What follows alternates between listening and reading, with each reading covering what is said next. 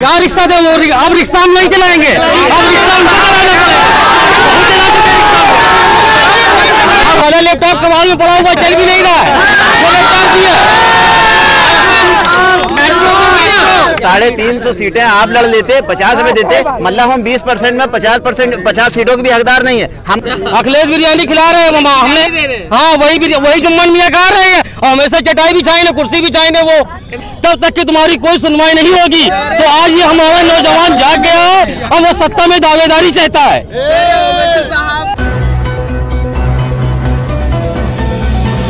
तेलंगाना में पार्टी जो है बीजेपी जीतती वहाँ पे। अगर क्यों नहीं जीती वहाँ पे, अगर इनका अलायंस होता तो वहाँ पे जाके ये मोदी क्यों लगते हैं? भाई भाजपा को अगर पहुँचाना था, अखिलेश ने हमको दिया कि हम लोगों को, अखिलेश ने कुछ नहीं दिया है। अरे क्या लैपटॉप दिया? उस वाला लैपटॉप कमाल में पड़ा हुआ चल भी नहीं रहा है।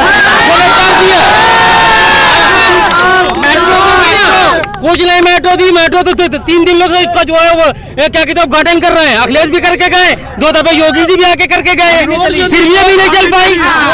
और वो साला ठूट बना वैसे ही हो रहेगा। इंटरनेट की सुविधा दी, ये सारी चीजें। इंटरनेट की सुविधा तो हुआ था राजीव गांधी ने दी थी। हाँ, अखिलेश ने कौन सी दी?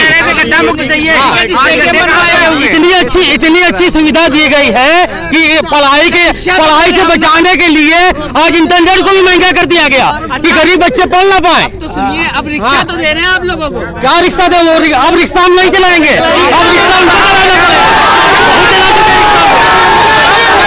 हम रिक्शा नहीं चलाएंगे। अब रिक्शा उनको चलाना पड़ेगा। जो 7% है रिक्शा वो चलाएंगे, और जो 20% है उसमें बैठ के सवारी करेंगे। अभी तक आप लोग मुलायम बोला जाता था, उनको कहते थे मुसलमानों की पार्टी। मुल्ला एक मिनट मैं जवाब दे रहा हूँ। मुल्ला मुलायम उसी दिन खत्म हो गए थे जिस दिन उन्होंने कल्याण सिंह को अपनी पार्टी में शामिल किया था। उसी दिन उनका कदम हो गया था देखिए। और उनके बेटे ने 2 कदम आगे बढ़ के काम ये किया कि सुनील सिंह को अपनी पार्टी में शामिल किया, जो कहता था कब्र से निकाल के मुस्लिम बच्चियों का रेप करेंगे, उसको अपनी पार्टी में शामिल किया। और ऐसे लोगों को हम सपोर्ट करेंगे, नहीं देंगे। आप लोग अभी भी तो काफी मुसलमान उस पार्टी में है ना, वो सब वापस आएंगे। आजम खान से बड़ा कोई नेता नहीं है समाजवादी पार्टी में। और उसका क्या हाल हो रहा है कि जुम्मन मियां भी वापस आएंगे, जो दरिया कुर्सी बिछा रहे हैं। जितने भी मुस्लिम लीडर देखो, जितने भी मुस्लिम लीडर या मुस्लिम कार्यकर्ता और दीगर पार्टियों में जुड़े हुए हैं ना, जितने भी मेरी बात जितने भी मुस्लिम लीडर या कार्यकर्ता दीगर पार्टियों में जुड़े हुए होता है, पिछले 30-35 साल से मुसलमान को किसी न किसी पार्टी में तो शामिल होना था ना। सिवाय बीजेपी के जो भी सेकुलर पार्टियां अपने आप को बोलती थी, उनके साथ मुसलमान चला गया। उसके पास अपनी कोई क़यादत रही नहीं।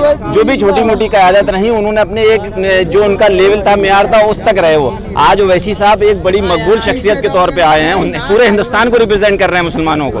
खासतौर से उत्तर प्रदेश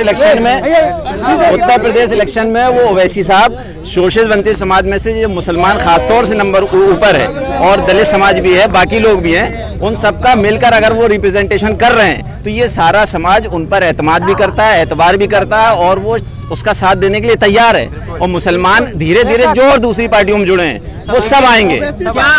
अगर चाहे ओवैसी साहब तो अलायंस भी कर सकते हैं ना, दूर से बोल रहे हैं। नहीं, मेरी बात सुनिए। ओवैसी साहब नहीं सुनिए, ओवैसी साहब की जब अखिलेश भाई से मीटिंग हो जाएगी, मैं आपको इनवाइट कर लूंगा। मेरे भाई आप करवा दो मीटिंग उनकी। ओवैसी साहब ने मना करा क्या?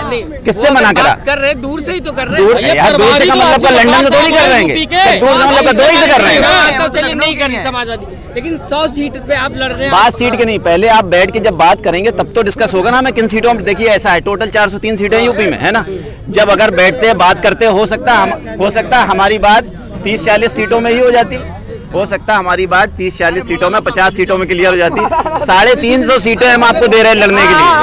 350 सीटें आप लड़ लेते, 50 में देते, मतलब हम 20% में 50 सीटों के भी हकदार नहीं है। हम आपको 350 सीट में सपोर्ट दे रहे हैं। आप मुझे 50 सीट में सपोर्ट नहीं दे सकते, तो आप हारेंगे। उस नुकसान के आप खुद जिम्मेदार होंगे।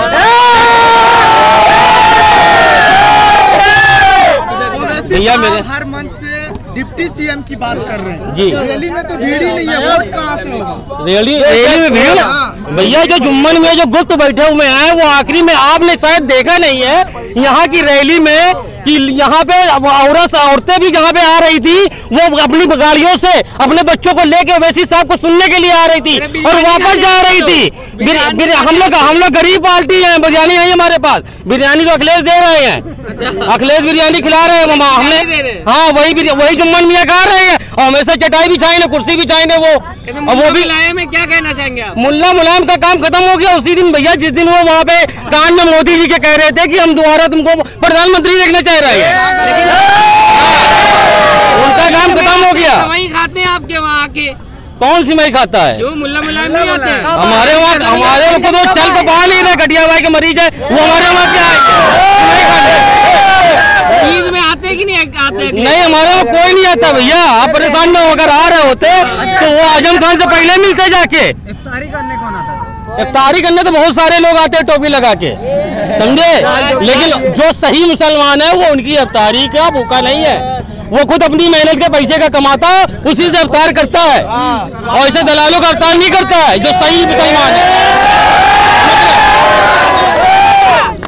ओवैसी साहब अभी कह रहे थे अपने भाषण में जी कि हम अतीक अहमद का जुबान बोलेंगे, बिल्कुल बोलेंगे। करना चाह रहे तो गुंडागर्दी तो तुम्हारे जो है गुंडा का वो भी तो गुंडा है, तो राजा भैया उसके बारे में नहीं कहा जाता है। अगर वो मुसलमान है तो वो बली हो गया, अगर वो हिंदू है तो वो गुंडा का गुंडा, उसके लिए कोई नहीं टैग है।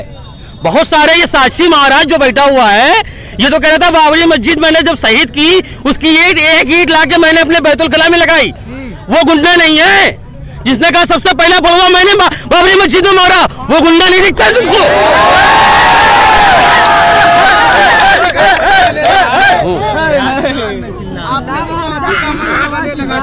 अरे तो अतीक अहमद का तो अभी जो है मुकदमा चल ही रहा है, कोई दोषी थोड़ी नहीं साबित हुए, अभी तो उनका कोर्ट में मुकदमा चल रहा है, दोषी नहीं साबित हुए वो।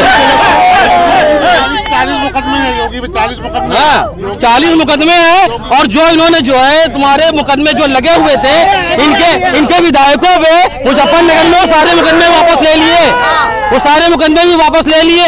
ये केवल जो है हिटलर शाही की सरकार चल रही है, जिसकी लाठी उसी की भैंस चल रही है। तो इन्होंने मुसलमानों को सबक दे दिया कि जब तक कि तुम सत्ता में नहीं आओगे तब तक कि तुम्हारी कोई सुनवाई नहीं होगी। तो आज ये हमारा नौजवान जाग गया है और वो सत्ता में दावेदारी चाहता है। साहब हार के डर से जज्बाती भाषण देते हैं। वैसे वो तो वक्त बताएगा भाई, इलेक्शन हो जाने दीजिए, वो तो वक्त बताएगा कौन हार रहा है कौन जीत रहा है,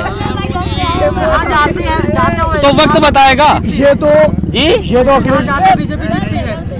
अरे ऐसा नहीं है भैया, ओवैसी साहब तो तुम्हारे जो है गांधी हारेगा वहाँ ओवैसी गए थे, अमेठी में राहुल गांधी वहाँ हार क्या ओवैसी गए थे? नहीं वहाँ पे गए थे। ओवैसी साहब ने भी बोला था। बोला क्या जब पता नहीं क्या? अरे भैया बंगाल में ओवैसी साहब कहाँ गए? एक मिनट, बंगाल में ओवैसी साहब कहाँ गए?